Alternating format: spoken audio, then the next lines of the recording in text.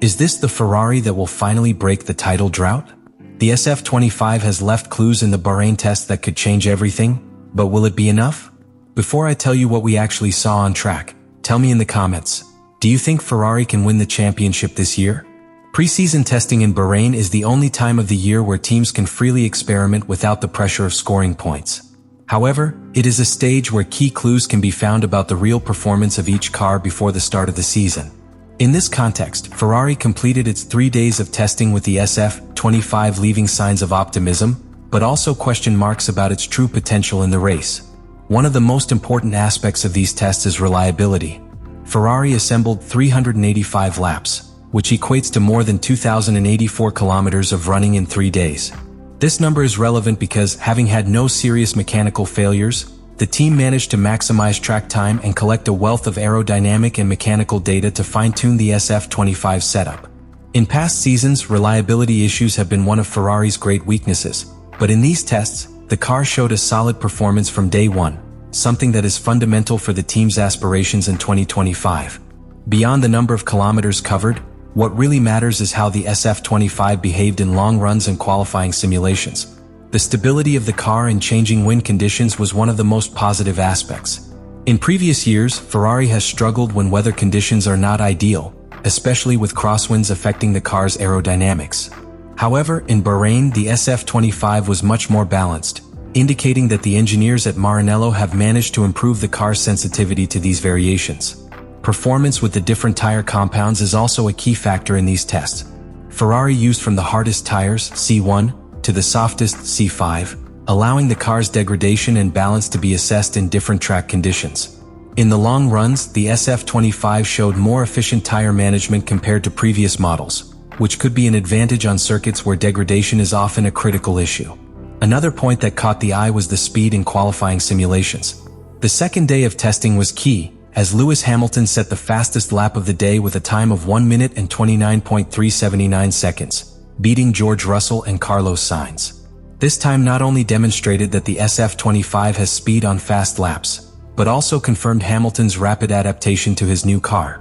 After more than a decade at Mercedes, the Briton felt comfortable from the start, indicating that Ferrari has developed a car that is not only fast, but also predictable in its behavior. Long-run pace was another positive for Ferrari. Charles Leclerc focused on race simulation and completed a total of 223 laps, equivalent to more than 5 full Grands Prix. On the final day of testing, he set a time of 1 minute and 30.811 seconds on C3 tires, a time that, while not the fastest, demonstrated the consistency of the SF25 in adverse conditions. The controlled degradation of the tires and the stable balance of the car suggest that Ferrari has found a base setup that can be competitive at different circuits throughout the season. Despite these positive points, there are still unknowns. In pre-season, it is difficult to determine precisely how much real performance each team has, as no one fully shows their cards. The amount of fuel, engine maps, and strategies of each team can distort lap times. Ferrari has given signs that it can be competitive, but the real test will come at the first race in Australia, when all teams get the most out of their cars in real race conditions. One of the most relevant aspects of the SF25 was its braking performance and traction on the exit of slow corners. Ferrari has worked on improving the stability of the car in these types of situations, a weak point in previous seasons. In Bahrain, the SF25 showed a lower tendency to lock tires under heavy braking, indicating an improvement in weight distribution and braking system efficiency. This is crucial on street circuits such as Monaco and Singapore, where good traction and stability under braking can make the difference in qualifying and the race.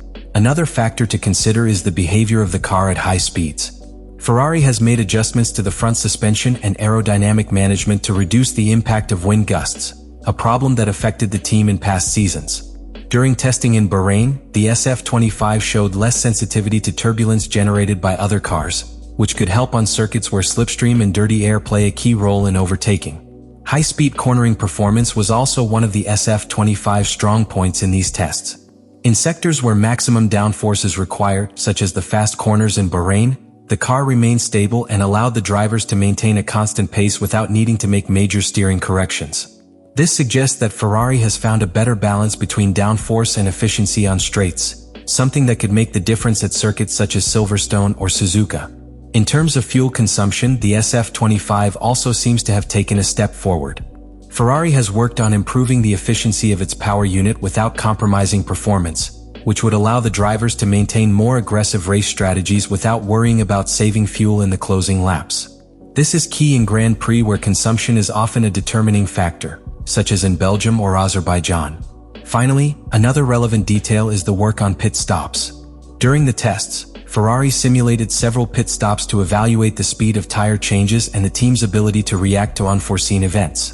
Although the stop times cannot be compared to those of a real race, the team showed good coordination in the tests, something that could be crucial in safety car situations or undercut strategies during the season.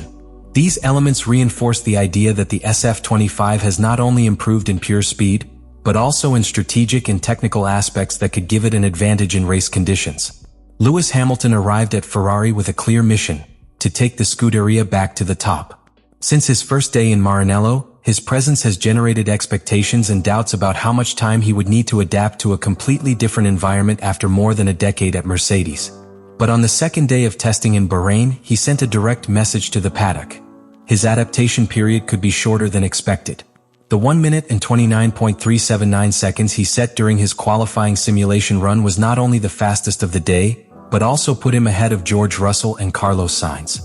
At first glance, this may seem like just an anecdotal statistic in preseason testing, but the way he achieved that time is what really caught the eye.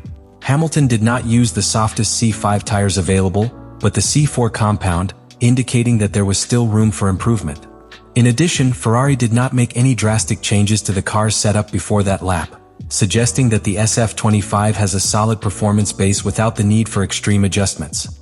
Beyond the lap time, another key point was his consistency on long runs. Hamilton completed a total of 162 laps during the 3 days of testing, equivalent to almost 3 full Grands Prix.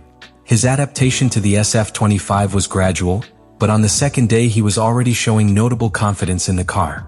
His pace on medium tires was competitive and his tire degradation was within the expected values, indicating that he has found a balance in his driving style with the characteristics of the new car.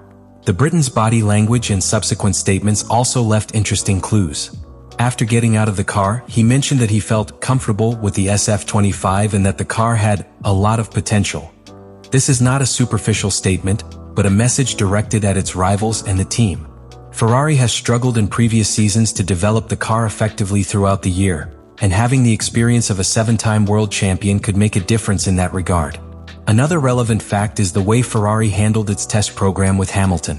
Instead of focusing exclusively on fast times, the team worked on evaluating its adaptation to different fuel load levels and aerodynamic configurations. The SF25 responded well to these changes, indicating that its operating window is wider than that of previous models. This is crucial because it will allow Ferrari to be more flexible in terms of race strategies, better adapting to different circuits and conditions. However, there are still unanswered questions. Although his time on the second day was impressive, it is not clear how much of a difference there is with Red Bull and Mercedes, as all teams hide some of their performance in preseason. It will also be necessary to see how the SF25 performs on a Grand Prix weekend, when the pressure and demands are completely different to those in testing. What is clear is that Hamilton has made it clear that he has not come to Ferrari just to be another name in the history of the Scuderia. His performance in Bahrain showed that he is ready to fight from the start and that, if Ferrari gives him a competitive car, he will soon make the most of it. Ferrari closes preseason testing in Bahrain with reasons for optimism, but also with questions that can only be answered in the first race of the season. The SF25 has proven to be a more stable car, with improved tire management and solid performance in both qualifying simulations and long runs. However, the preseason context always leaves some room for uncertainty, with teams not fully revealing their true potential. The accumulated mileage, the absence of significant mechanical issues, and Lewis Hamilton's quick adaptation to the car are all signs that Ferrari has taken a step forward compared to previous seasons.